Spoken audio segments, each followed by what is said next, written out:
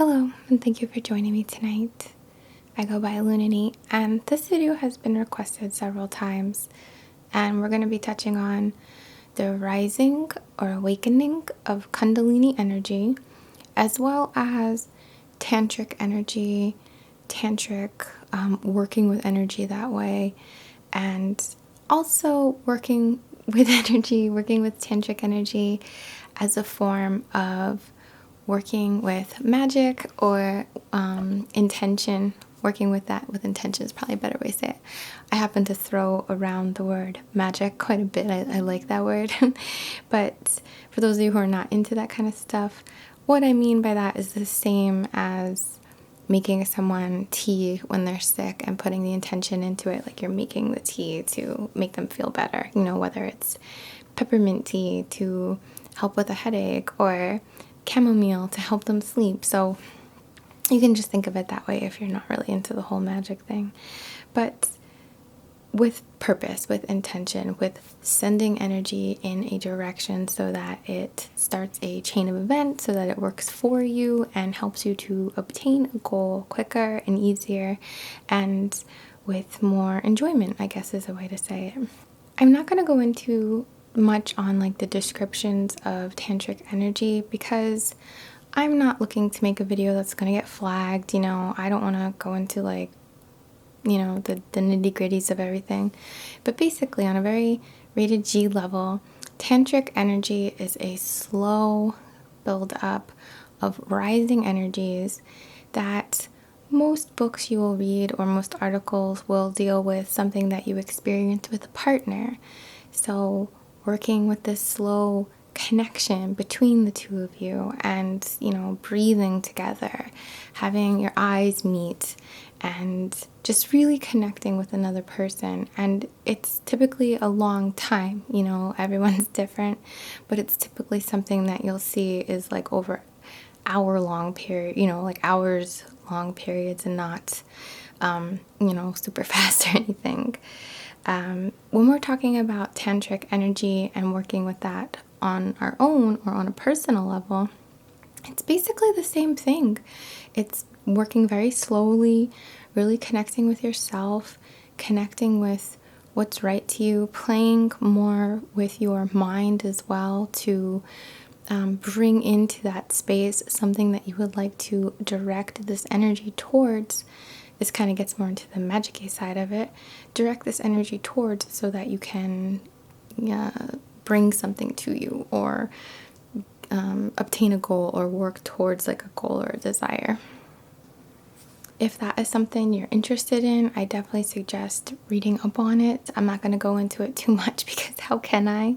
But it's about taking your time, about having intention, and working with that deep core breath, love, spiritual connection, which you bring into your body or you work with within your body as well.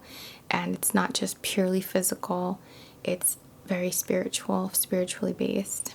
I do have a video planned, actually 2 separate videos, because I've had another video requested so often for specifically like womanly more issues or feminine issues of, I guess I shouldn't say feminine, but female body anatomy, cramps, things along that nature. So I'm going to be covering a lot of different stuff in that video for women. And then I'm going to have a masculine one. I'm going to try to release them on the same day because I don't want to look like I'm playing favorites or anything, but you know, I'll do my best for that. But the masculine one will be more about working with more masculine hormones and balance and that position of the typical masculine image. So I will play with some of the stuff that I might have been included in this video in those videos, but for the purpose of this one, we're just kind of going to leave it at that for the tantric, but I will be including it in my intention for the Reiki session. As far as Kundalini energy goes, if this is something you're looking to do to awaken this serpent energy, which is laying at the base of your spine or at the root chakra, this is a dormant energy typically for the most part, or it's dormant most of our lives. And as this energy awakens, there's a uncoiling of the serpent to rise to this third eye, crown sort of area. You'll see this in Egyptian depictions where they have the like serpent around their head and like the cobra coming out. You will see this in the staff with the snakes going up, or the coils, or the DNA, which you'll see everywhere in terms of like medical practices and stuff like that. Staff is very common. That all kind of relates back to like Kundalini energy, and they used to call it different stuff back in like the ancient days as well, but it's basically this energy that comes up and it's an activating process. Now, if this is something that you're interested in, you're probably doing a lot of research on it, because it's not the kind of thing typically that just happens. Typically, and you know, surely this can happen out of nowhere, but most of the time this is something you're working towards, probably through spiritual practices, probably through different things that you're incorporating into your day-to-day life, like again, loss of a word, but not restrictions, but restrictions could be a part of it, but actively trying to raise your Kundalini, working with stones, maybe eating a certain type of diet, reading, yoga, you know, doing all kinds of stuff that is purposely to raise this energy. So I did pick out some stones for this purpose. Serpentine is a great stone for this. It's probably the most recommended one. I've never really been drawn to serpentine personally to use yet. You know, like I have so many stones, but there's still ones I don't have. So I don't have that one. But I do have what is known as Calligraphy Stone or Cobra Stone, Cobra Jasper, or Calligraphy Jasper. I think it's even known as elephant skin. But this is a jasper which is made up of little fossils, so it has these little squiggly guys all over it. And this is a good one to place at the root chakra for working with Kundalini energy. You know what, I'm just going to show you this first. I actually just bought this for myself recently, and I just wanted to show it off. It's like a Metatron's cube grid.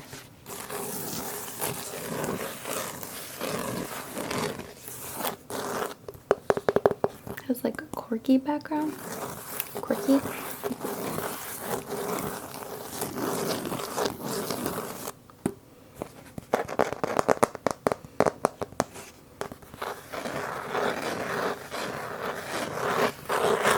So I'm going to be arranging my crystals on this bad boy. So we have Calligraphy Stone. Red Jasper is another great one for working with that root chakra. These are predominantly going to be root chakra based stones, or work well with that. This is a black calcite, also known as shamanite, which I feel is a very, very powerful stone when working with shadow work, when working with very deep spiritual things, spiritual practices. Shivalingam is a Indian water stone, like it comes out of the river, and the people there carve it into these kind of phallic shapes. You know, it's like phallic, but it's also very feminine because of the smoothness and the curves, so it kind of goes into like a fertility kind of stone. But these are incredibly energizing. If you find yourself really losing energy, Shivalingam is like a battery, basically. Like, it's really powerful. This is astrophyllite. It's a very dark stone with these blue, almost like lashes through it. Really beautiful and very good for this kind of work. Again, another very spiritual stone. And this is Utilite. It looks, I might be saying that wrong, Utilite. But it's a red stone. It's just within this dark matrix. And this stone particularly looks very good with the Zeal chakra, with like that magenta chakra at the base of our skull. And because of that area, I feel like it helps to pull this Kundalini energy and help it rise. Go. So for our Reiki session, we're going to set an intention now to work with this energy, this very primal, but not primal in the like caveman kind of way. Primal as in our very core, like beyond just humans, this beyond animal. It's a very spiritually connected, bigger picture sort of energy that we're pulling up from the base of our body, from the tip of our body. You could look at it. I get asked a few times recently, actually, where the root chakra technically is, and the way I see it, it's at the very, very tip of the body. So whatever is the lowest portion of you on your torso, that is where the root chakra is.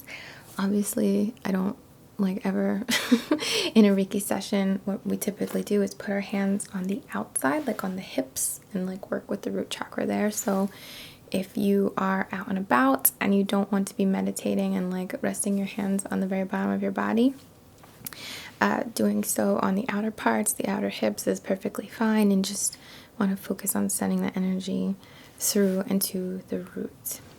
Some people say the root is at the base of the spine, so if you're more comfortable thinking about it that way, that's fine. I don't think it'll mess anything up, but my opinion is that it's at the very tip of your torso.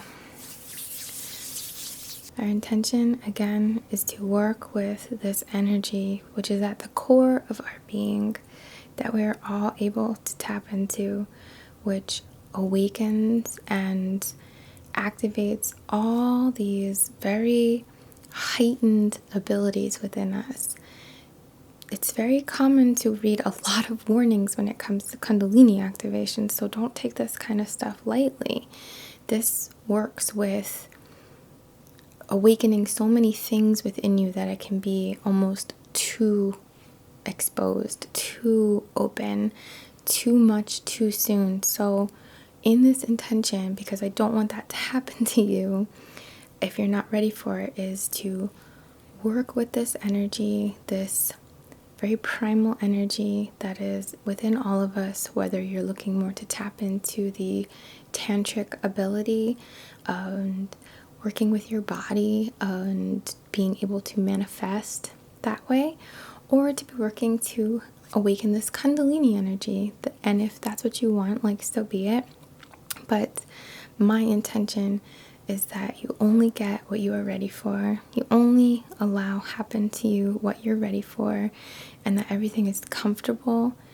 And if there is an awakening of any kind that you, again, are ready for, that any side effects or uncomfortable things be completely eased and washed away, just like sitting in a hammock or laying on the shore and having the waves come up and just wash away the discomfort or the, it could be headaches, all kinds of stuff come up. Please do your research on Kundalini Energy. I'm not an expert in it by any means. I'm just someone who works with it themselves. So my experience might be very different from yours. We all do have different experiences. So we're going to start our session here, putting these Reiki symbols into your aura. And I'm casting your aura in a gorgeous, vibrant red, just like this light. And through time and space, this energy will reach you as long as you're open to it. And it will be only what you're ready for, only what you can handle. And it will comfort you no matter what stage you are at in your awakening.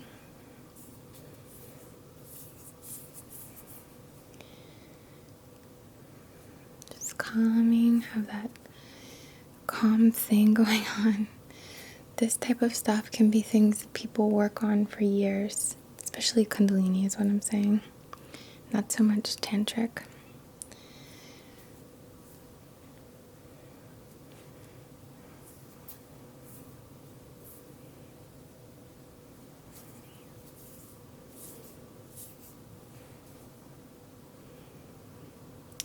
connect you to spirits,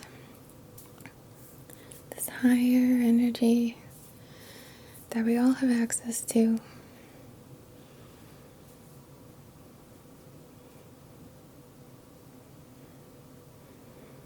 Just clearing this channel, this path for this energy to rise.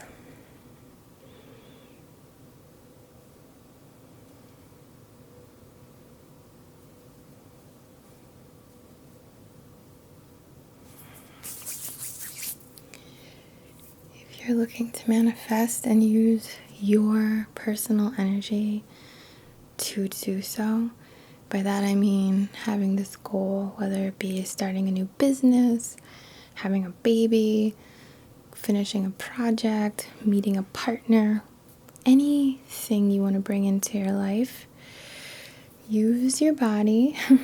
If this is what you want to do, use your body and bring your energy up, physically. And when you feel like you want to release it, send it to something. Keep it in your mind at that point and let it go off and do that. I'm trying to keep this as G as possible, so please forgive.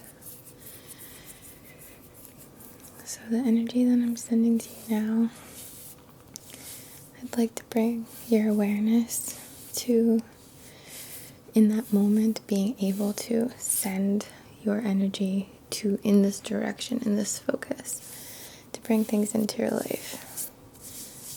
This is great done during like a full moon or new moon specifically, but there's no rules.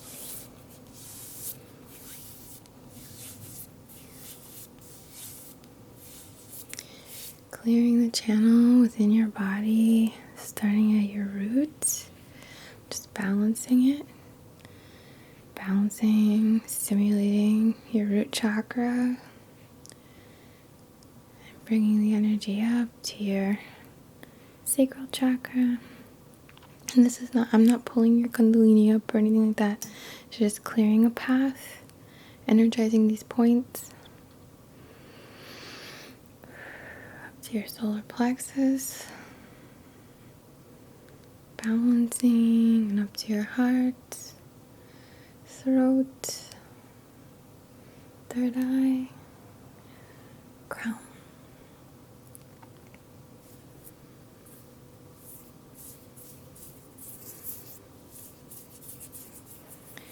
We are all very powerful, and this is a part of us which has been, I don't want to say taken away from us, but definitely depicted through the media, through film, through all kinds of stuff in ways that make us not take it as seriously, which make us more impulsive. Our bodies and the energy of our bodies, when we're sharing that with someone who is not good for us, or it's like, not that real connection. We've all been there. I've certainly been there. And it's not helpful to you. Like, looking back, I don't regret anything, but I do wish that I had this knowledge, at different points in my life, that you do take a little bit of them and they take a little bit of you, and it will be that way forever. So just be mindful where your energy is going, all your energy. Your energetic body as well.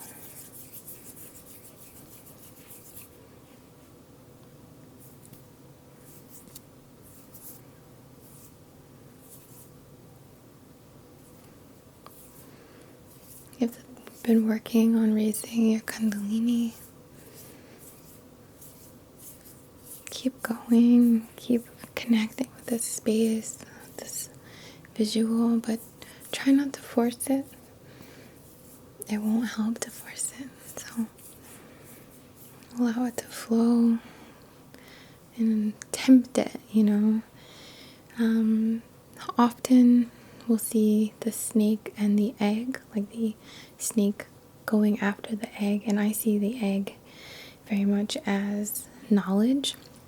So fill your mind with this knowledge and allow the snake to go up and get this egg and have it be very fulfilling, very awakening of your astral senses, of your spiritual connection to man, to your purpose, to all of this stuff. But if it's fed, I feel like the side effects are much less. That's kind of the way I've taken the approach, is to feed the snake so it's full by the time it reaches the top, and fill that egg with knowledge. Be wise.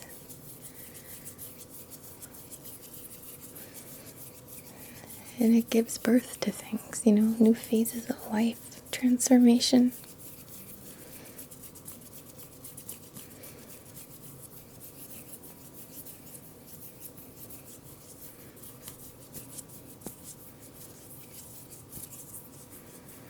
Just gonna fluff your aura up this way. Just pull this sacred energy of yours, whether that be tantric for achieving goals or having that deep connection with your love, your partner, or if you're more into Kundalini, for this energy to help rise up and serve you well and be completely comfortable.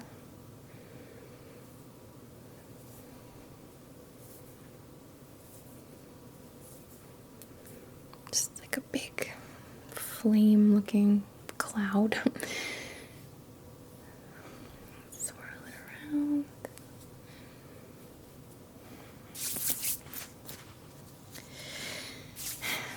I hope that you found this video useful in some way, even if it was just to help you relax. That would be great. Thank you so much for your continued love and support. I am so very grateful. I do apologize I wasn't able to upload last week like I wanted to. I missed the full moon and I didn't get to upload. So if you're on Instagram and you want to follow me there, I haven't been on Snapchat in a while, but if there's something going on astrologically or other words, I'll typically put it on my Instagram story. So just to mention that I did get to talk a little bit about the full moon stuff there, but I did regret that I wasn't able to get a video done in time. I hope that this has served you in some way, and I'm so incredibly honored to work with you, even if we never meet. And it's just this kind of dynamic, that's fine. I'm just very honored to be even one friendly face along your path and hopefully support you in any small way. From the bottom of my heart, as always, namaste.